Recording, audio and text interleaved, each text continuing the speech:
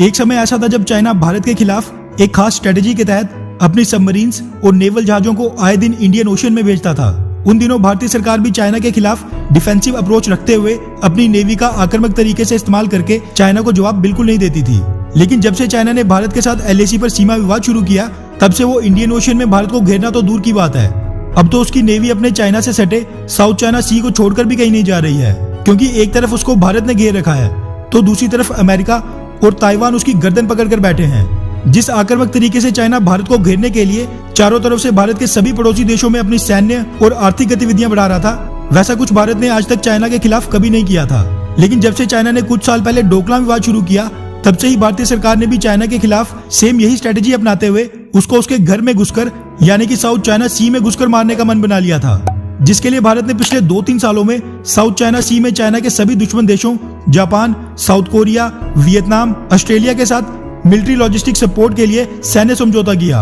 और कई सैन्य साझेदारियां बढ़ाने का काम भी किया, जिससे चाइना काफी परेशान है। और अब इसी कड़ी में साउथ चाइना सी में चाइना के एक और बड़े दुश्मन फिलीपींस का नाम भी अब आधिकारिक तौर पर दर्ज हो चुका है, जिसके बाद चाइना की परेशानी और भी ज्यादा बढ़ने वाली है। चाइना काफी समय से फिलीपींस को समुद्री अधिकार क्षेत्र को लेकर तंग करते आया है और जबरदस्ती फिलीपींस की टेरिटरी में घुसकर उसकी बोट्स को निशाना बनाता आया है। वहीं फिलीपींस की बात करें तो वो भी आर्थिक और सैन्य रूप से इतना मजबूत नहीं हुआ है कि वो चाइना के बड़े बड़े नेवल शिप्स और बोट्स की बराबरी करे, और ना ही उसके पास कोई हाईटेक रडार्स हैं जिसकी मदद से वो चाइना की बोट्स, सबमरीन्स और नेवल वेसल्स को डिटेक्ट कर सके। इसीलिए पिछले ही कल हुई भारत के विदेश मंत्री S जयशंकर और फिलीपींस के विदेश मंत्री के बीच वर्चुअल मीटिंग में भारत ने चाइना को एक बड़ा झटका देते हुए फिलीपींस को सस्ते दाम पर बिल्कुल world class coastal surveillance radar system देने का प्रस्ताव दिया है, ताकि फिलीपींस चाइना की बढ़ती समुद्री घुसपैठ पर नजर रख सके।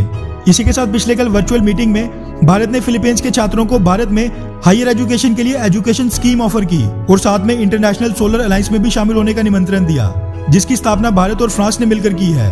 इसी के साथ दोनों देशों के बीच military training and education, capacity building, regular goodwill visits, procurement of defence equipment जैसे कई महत्वपूर्ण समझौते हुए। इसके अलावा आतंकवाद से एक साथ लड़ने और दोनों देशों की सिक्योरिटी एजेंसीज के बीच इंफॉर्मेशन एक्सचेंज एग्रीमेंट भी साइन हुआ, यानी कि अब से चाइनीज नेवी की साउथ चाइना सी की गतिविधियों के बारे में फिलीपींस हमें पूरी जानकारी दे सकेगा। ये सारी चीजें देखते हुए लग रहा है कि मोदी सरकार चाइना को उसी की भाषा में जवाब दे रही है। जैसे चाइना भारत के पड़ोस में आ रहा है, वैसे ही भारत भी उसके घर साउथ चाइना सी में जा घुसा है, जिससे चाइना काफी परेशान होने वाला है। इससे पहले फिलीपींस और वियतनाम भारत की घातक ब्रह्मोस मिसाइल में भी अपनी रुचि दिखा चुके हैं, और ये दोनों ही देश चाइना के घोर विरोधी हैं। ब्रह्मोस मिसाइल वैसे भारत का ब्रह्मास्त्र माना जाता है, जिससे चाइना भी काफी खौफ खाता है। ऐसे में आपको क्या लगता है कि क्या हमें फिलीपींस और वियतनाम को ब्रह्मोस मिसाइल बेचनी चाहिए या फिर नहीं? नीचे कमेंट करके अपनी राय जरूर बताएं।